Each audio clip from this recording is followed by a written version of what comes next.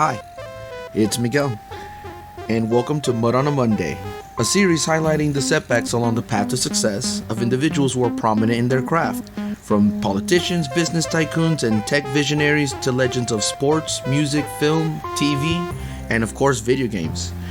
In today's episode, we'll be talking about Robert Noyce and the incredible leadership and vision that he showed in his entire life. So we'll be looking at, such big moments as the Traitorous Eight, the birth of Silicon Valley, contributions to the 1969 moon landing, and the fruits of teamwork. So let's get started. So Bob Noyce grew up in Grinnell, Iowa. And so I had this awesome documentary that was on YouTube that I used to watch pretty constantly. And it was called Robert Noyce, Podfather. And so it was really good. It had a bunch of good little old school stories. So I'm doing a lot of this from memory and the rest from research. But I really liked how they told his biography there. So let's get in. So in Iowa, it's kind of an area that Robert Noyce says was very self-reliant. So if something had to be fixed, you fix it yourself. You didn't really wait around, so to speak, for someone to let you know how it was done. So anything you needed, you built it. And so they were very self-sufficient, he said, and that's where he learned that. From growing up in Grinnell, Iowa. And so when he was a kid, he was always making stuff. And so when he was fairly young with his brother Gaylord, he went ahead and created a glider, and they had some of the neighborhood kids jump in it too. And so they're all, making this together, and the idea was that they would go on top of, one of the barns there, one of those those barns you see in farms and stuff. And so they figured that they would run from the top and jump off and glide with it. Gliders were really expensive back then, so they were going to make their own. So when Bob, young Bob gets to the top and he starts running, and his feet are pounding that floor, and he's getting closer to that edge where most kids are ready for that moment, and where you look down and you fear, Bob Noyce keeps going. He flew for a little bit and he crashed and he got hurt, but it was a success. And so that taught him quite a bit about teamwork, really showed his own capabilities to lead a team, and really showed his technical capability to be able to, actually make this happen. It was a project that was his idea with his brothers because they wanted a glider. It was that simple. So as Bob grows up, he goes to college at Grinnell College. This is one of those almost like, destiny made it this way. And so when he goes to Grinnell College, the physics professor there is a man named, physics professor, named Grant Gale. So he was one of a very small group of people who had the Bell Labs transistor, which had been recently invented by William Shockley and other individuals at the Bell Labs laboratory. And it brings us into the world as we know it today. Bob graduates in 1949 with a bachelor's in physics and math. Then he goes on to MIT and graduates in 1953 with a doctorate in physics. Pretty damn good start. So he gets a job as a research engineer in 1953 at Philco, the Philco Corporation in Philadelphia. And this really, really begins the purpose of this episode. And that is that when we work together in teams, and there's what he called an open door policy. In other words, you don't need rank or some kind of Maybe you just have more money, so that's what gets you in the conversation. No, no, no, none of that. It was the power of your brain. As long as you knew what the hell you were talking about, it was an open floor. Ideas were openly discussed, openly exchanged, professionally criticized, internally improved. It was a very, very good atmosphere. So, as a research engineer in Philco, this is not the case for Bob Noyce. So, in 1950s corporate America, not too different from how companies behave today. Not all of them, but a fair amount, which is that, there's assigned parking spots. The executives don't dine with the rest of the staff. Things of that nature. To talk to the bosses or one of the executives, the door's always locked. So there's nothing that can be done there. However, for Bob, he hated that. He was, by his own account, not happy at all. At all. And he had heard of the transistor being invented by William Shockley, who was the co-inventor of it, and actually he would go on to become the Nobel Prize winner for it. So at this point, Shockley is leaving Bell Labs and he's starting his own company in Mountain View, California. Okay? First of all, there are no big companies going west at this time. There is not the stupid, idiot, reckless, selfish idea of a startup. Okay? The company is the most important thing, and you are grateful for the opportunity to be there. That was about to be turned completely upside down, and for the better. For damn sure for the better.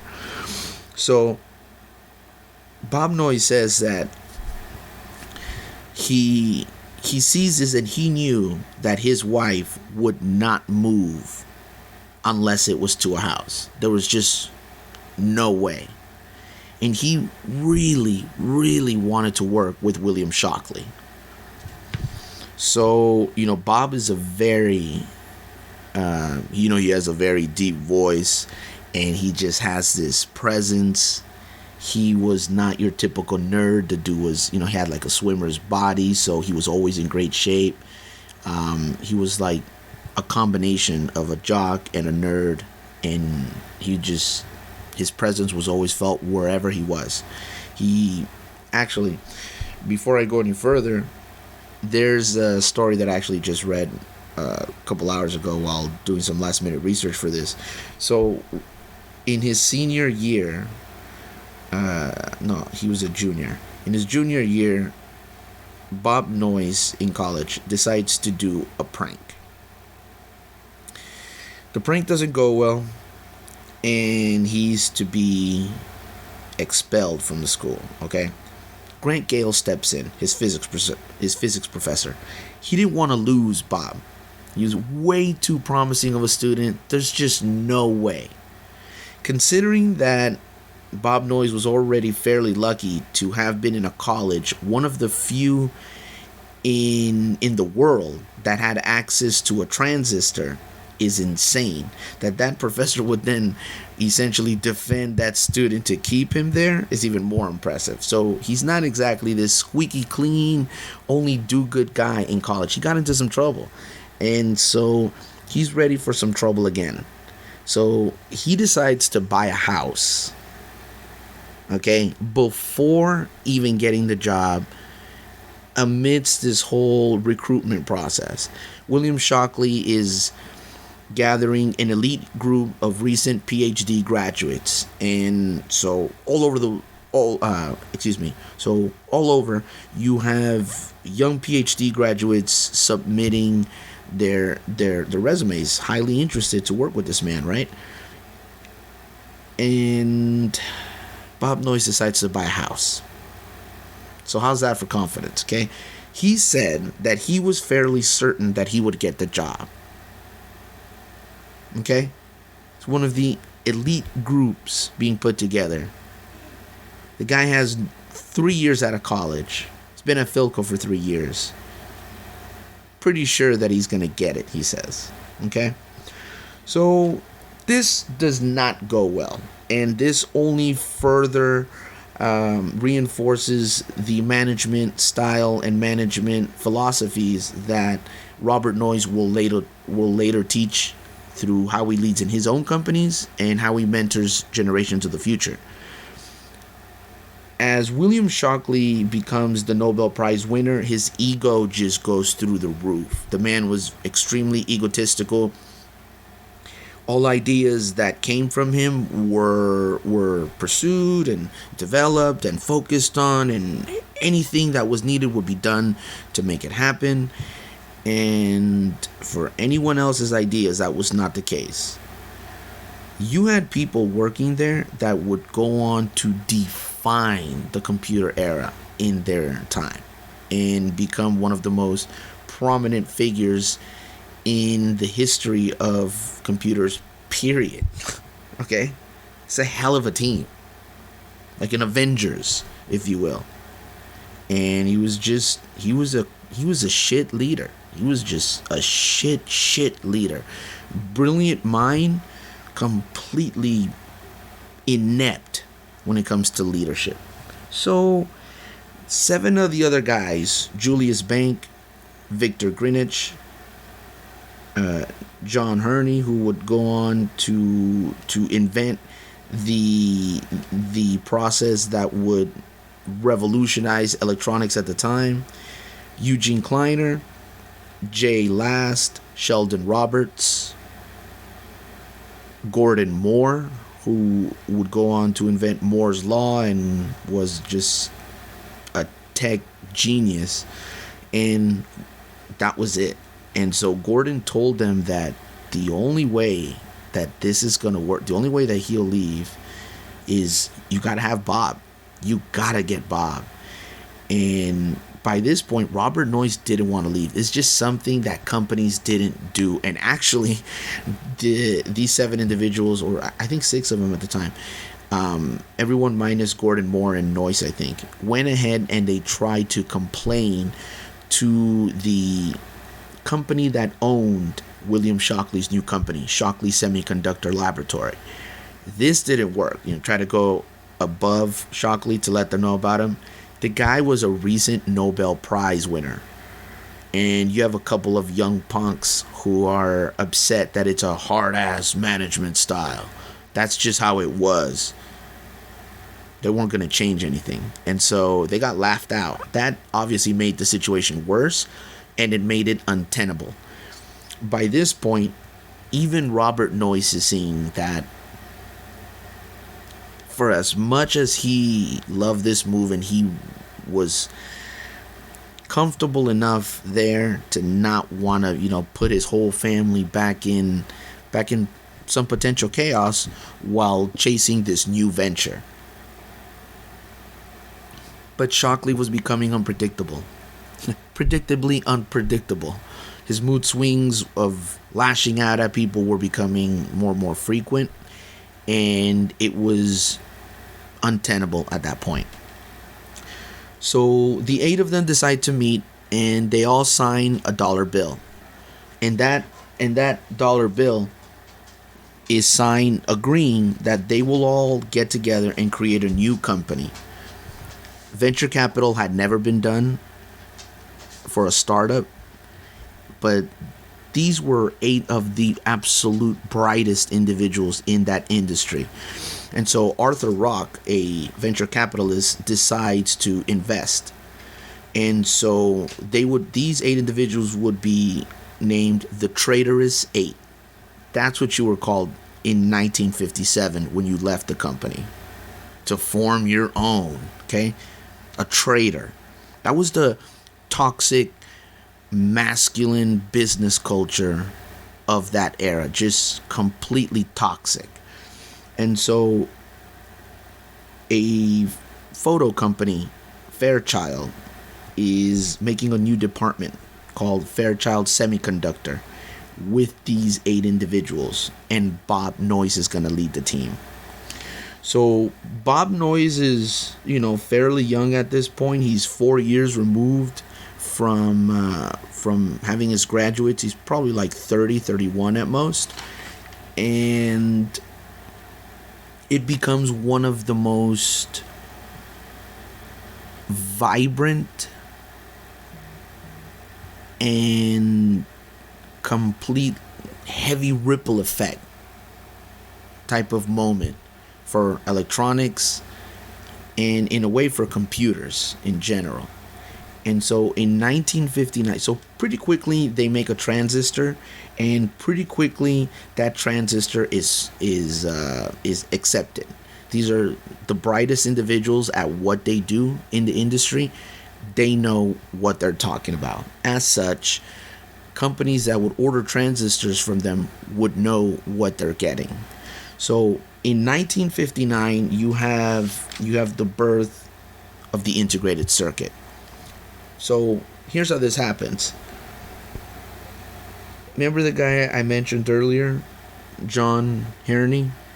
I'm probably butchering that name, but this fantastic genius individual creates what's called the planar process. And this was used to create the integrated circuit. And so what it did is essentially it reduced the entire process of creating a transistor from using actual wires, okay, to instead getting, like, imagine a brick, looking at the brick from a side, and on that side you see layers to it. You know, you divide the entire brick by layers, and these layers are different elements put together by physicists, chemists, electrical engineers, you know, these super smart STEM-based individuals. These are some of the brightest individuals there working on just this. And this individual, Mr. Herney, gives this idea to Bob. And so Jack Kilby, another individual, had created an integrated circuit prototype and had a patent for it, but it used wires. It was impossible to try to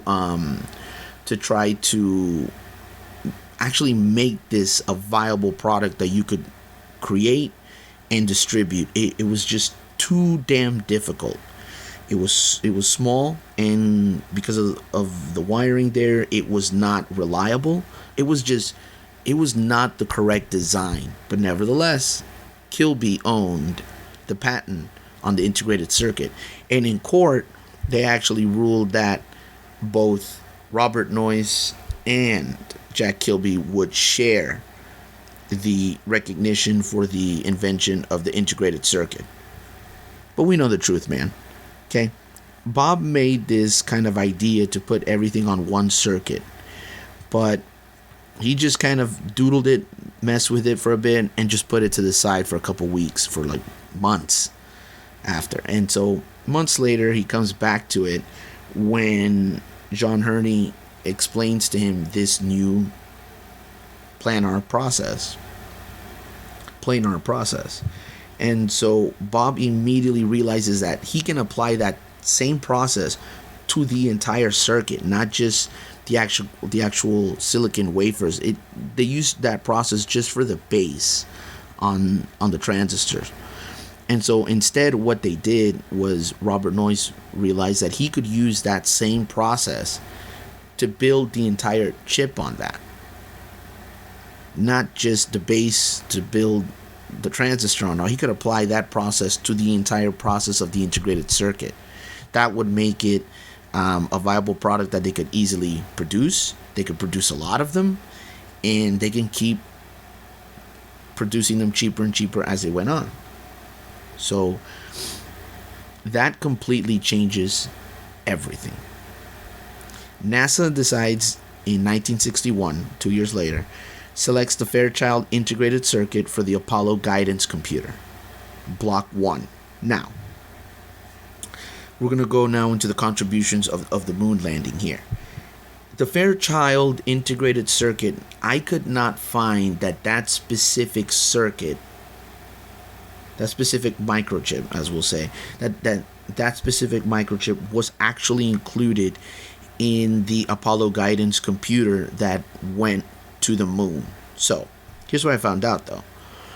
So this computer was meant to be small, lightweight. It was a guidance and navigation unit that could produce complex trajectory equations and issue guidance commands to the Apollo spacecraft in, quote, real time during the flight.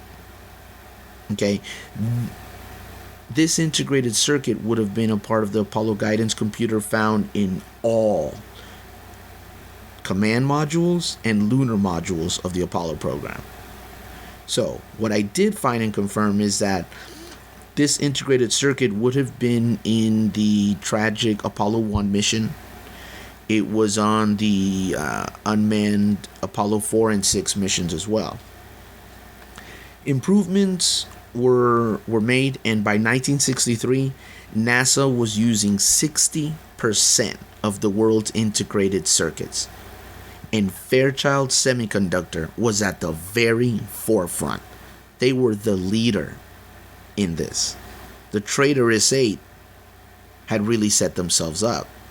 And now, during this time, how is Bob Noyce leading his group? Well, for one thing, he's not running it like Shockley. That open door policy is in effect. Literally, that door remains open. There are no assigned parking spots. Whoever gets there and they can park where they want. There is no special dining area for all executive employees. None of that bullshit. Everyone eats in the cafeteria together. Okay? You can freely discuss any idea. You can say, I don't think this is going to work. You just have to know what the hell you're talking about, because these are individuals with PhDs. These are individuals who damn sure already know they are at the top of the industry in what they do.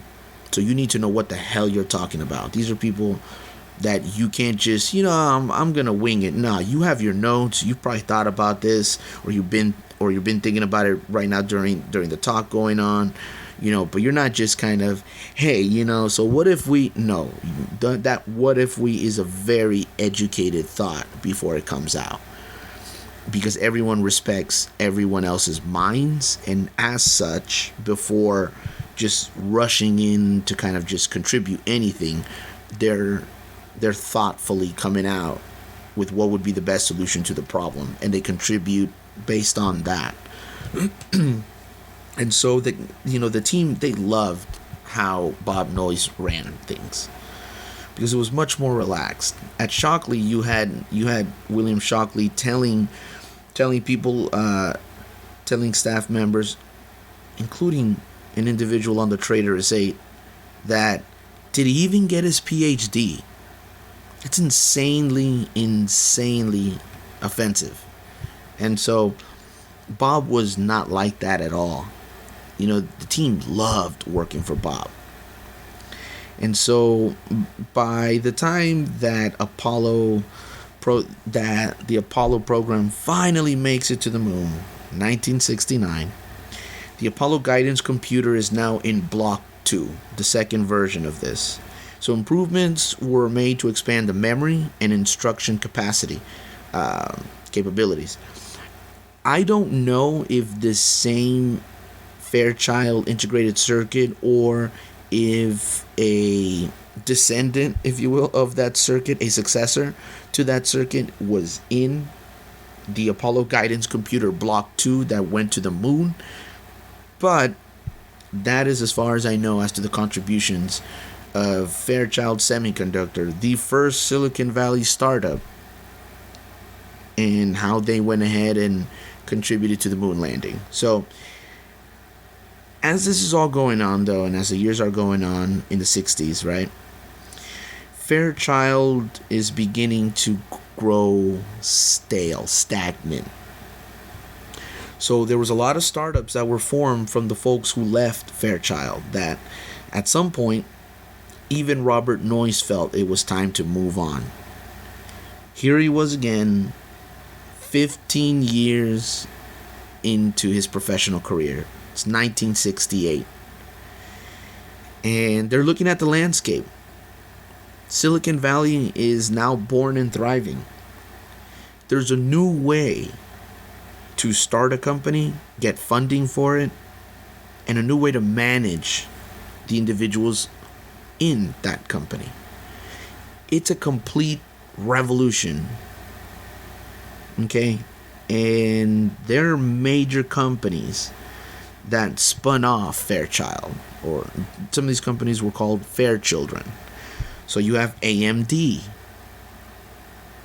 Intersil, and National Semiconductor, which, if you know anything about electrical components, you'll know that's a huge company.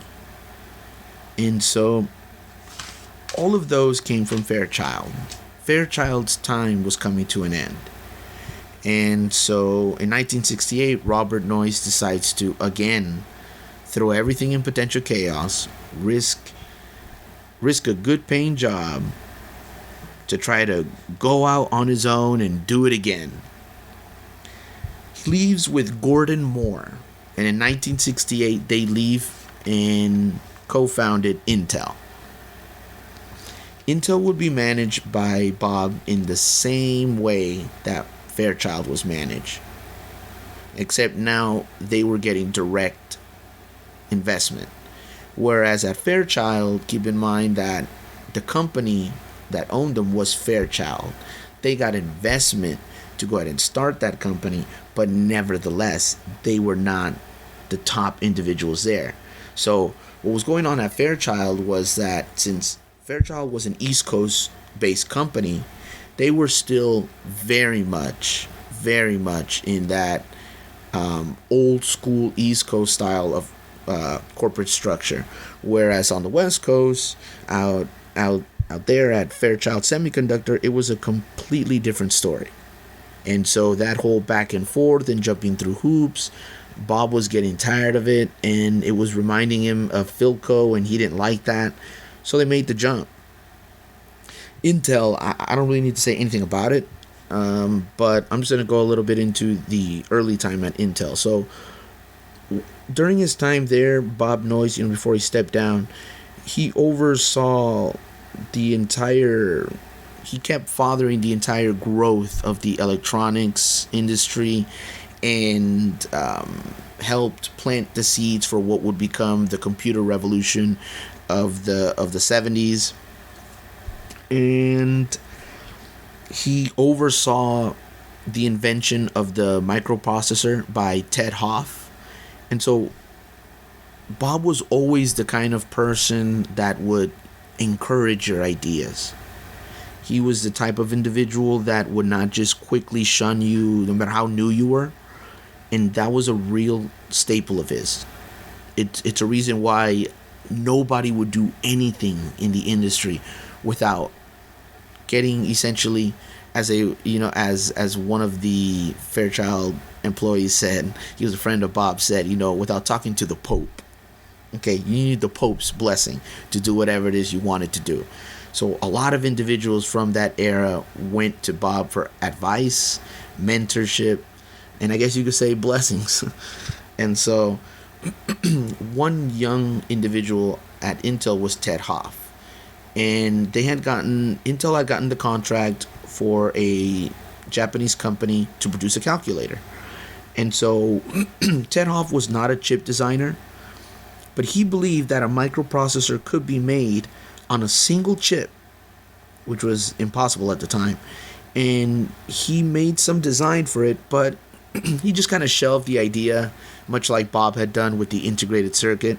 And he just shelved the idea since he didn't have the technical know-how. He didn't want to just, hey, I have this half-baked idea. And he didn't want to do that. So, but he told Bob, and Bob told him to keep working on it. Don't stop working on it. Keep at it. And so this kind of encouragement was tremendous to Hoff and tremendous to Intel employees and really anybody else who came into contact with Bob. So you can imagine how awesome it must have been to have worked for him. So finally, the idea begins to gain some traction, and a former Fairchild employee, inventor of the silicon manufacturing feature used in the transistors at Fairchild and on, famed Italian engineer Federico Fagin was brought in, and he actually took this thing all the way to fruition. And so the Intel 4004 was the world's first single chip microprocessor. Pretty impressive little thing. So while his career was beginning to now come to a close and he would step down, he would become more of a statesman in the industry and kind of trying to help companies guide the industry. So his contributions to the next generation were that, the guy revolutionized how companies were formed, how they were run, how they were funded. He encouraged some of the brightest individuals who have completely revolutionized the modern world as we know it. Gordon Moore, Ted Hoff. He befriended and mentored a young Steve Jobs. And he saw a lot of himself in Steve, he said, and he liked having him around. There would be times when they would be hanging out and everyone would be talking, and Bob would be saying something, and everyone could see that while they were just everyone was just chatting, social, Steve was 100% absorbing everything he could from anything that Bob Noyce said or did. So Bob was literally as much of a giant as you can think at that time, as much as can be. And honestly, it's someone that I don't understand how they're not talked about more. I never learned about Robert Noyce in school. We should have. I remember growing up in the 90s and we had just gotten computers in classrooms. That would have been the perfect time. I'm not sure how many of us would have cared. I certainly would have.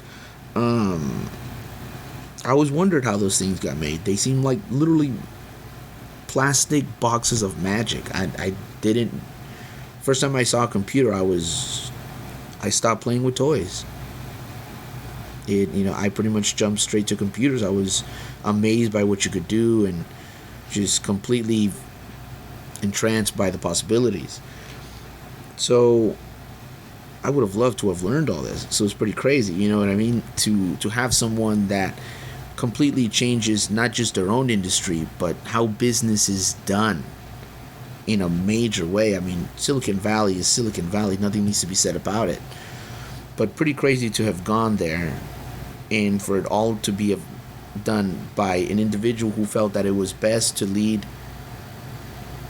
by openly discussing things together. Complete respect for everyone in there. No kind of hierarchy. You have to jump through this hoop. None of that bullshit. And so later in his career, once he had stepped down from Intel, he tried to warn American companies that they should invest in smaller competitors to keep the industry thriving, and that it was important to have a joint venture to make sure that the industry kept innovating forward in the U.S. And so they created a company called Sematech, but it just didn't work out. He jumped in to run it for a bit, and it just he just didn't have the energy for it anymore, and it just required a lot of grease these wheels, because you have competitors coming together to work together, and so there's some hesitation in sharing information and whatnot. And so he tried to get them to work together to speed up and automate electronic manufacturing, but they ultimately failed, and they didn't listen. And as that began to dwindle here in the U.S. and we stopped making things here, making electronics and whatnot, that rose to power in Japan. And that was that. They went leaps and bounds and ahead, and it was something that a lot of folks within the industry had felt would be important to the success and innovation needed. But it just didn't work out. I mean, innovation still occurs, just not in the U.S., right? And that will do it for the Robert Noyce episode. So I thought, in terms of what we can learn for us, they say that one of the best things in game dev is to collaborate. And, it can be fun to work on a game by yourself, and it can be very rewarding, and, it can be a great learning experience. But at some point, to build things that are, I guess, if you will, bigger than us, or bigger than ourselves, we have to work together. Teamwork is key. There's just no way around it. And Bob Noyce knew that, and he knew how to get the most out of his teams throughout his entire time, from being that kid in Grinnell, Iowa that built the glider with his brother and some friends, to getting to a point where, they decide to strike on their own and do something new. So teamwork is good. Collaborate. Don't be afraid of tackling on some new venture. My brother's dog just came in now, and he's like super loud, so that's what you hear rustling around. So don't, as Bob would say, don't be encumbered by history. Go out and do something wonderful. So I'll leave you with that. So thank you for listening. Have a good one. Stay safe. And the next episode of Mud on a Monday will probably drop in about 3 weeks. Haven't decided who it will be yet, but I'll let you know as soon as I do. Have a good one.